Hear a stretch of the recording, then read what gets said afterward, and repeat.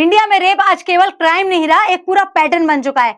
और जब crime pattern बन जाता है तो प्रॉब्लम एक आदमी की नहीं, पूरे सिस्टम की होती है। आज इस देश में कुछ महीनों की नन्ही बच्चियां सेफ नहीं है, स्कूल जाने वाली बच्चियां सेफ नहीं है, वर्किंग वुमेन सेफ नहीं है, 50 साल की महिलाएं सेफ नहीं है और टूरिस्ट भी सेफ नहीं है। जब हर एज अनसेफ हो तो ये कहना बंद कर दो कि सब ठीक चल रहा है। जब रेप कुछ महीनों की नन्ही बच्ची के साथ होता है तो कपड़ों की बात खत्म हो जाती है, जगह की बात खत्म हो जाती है, यहाँ तक कि टाइम की बात भी खत्म हो जाती है। सिर्फ एक सच बचता है, दरिंदगी।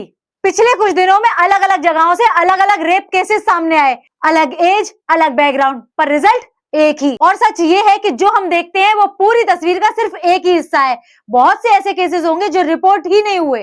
विक्टिम्स चुप रहती हैं क्योंकि शर्म और स्टिग्मा, फैमिली का प्रेशर, पुलिस का डर और जस्टिस पर भी भरोसा कम होता जा रहा है। जब जस्टिस अनसर्टन हो तो साइलेंस रहना ऑप्शन लगने लगता है। हम हमेशा पूछते हैं कि रेप के बाद क्या हुआ, पर असली सवाल ये है कि रेप करने से पहले क्रिमिनल को डर क्यों नहीं होता। अगर आपको कभी भी लगे कि सिचुएशन अनसेफ हो रही है तो चुप मत रहो, भीड़ की तरफ मूव करो और चिल्लाकर मदद मांगो। 112 डायल करो, अपनी लाइव लोकेशन शेयर करो और याद रखो, इंट्यूशंस कभी गलत नहीं होती। लेट होने से पहले रिएक्ट करो।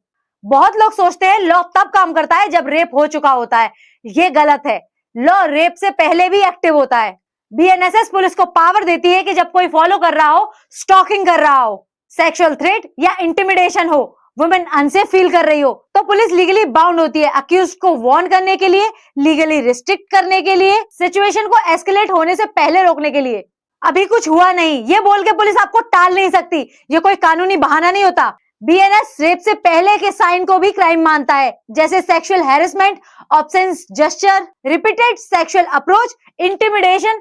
हर रेप एक दिन में नहीं होता, पहले से साइंस आते हैं और उस पर एक्शन ना लेना सिस्टम का फेलियर होता है। अब सबसे जरूरी बात, बिना घुमाए, लॉ विक्टिम को प्रोटेक्ट करने के लिए होता है। लॉ को वेपन बनाना गलत है। अगर कोई जानबूझकर फॉल्स एलिगेशन लगाता है तो वो भी लॉ के अगेंस्ट है, इसलिए लॉ के साथ रिस्पॉन्सिबिलिटी भी आती है। जब जुर्म हो जाता है तब लॉ और भी सख्त हो जाता है।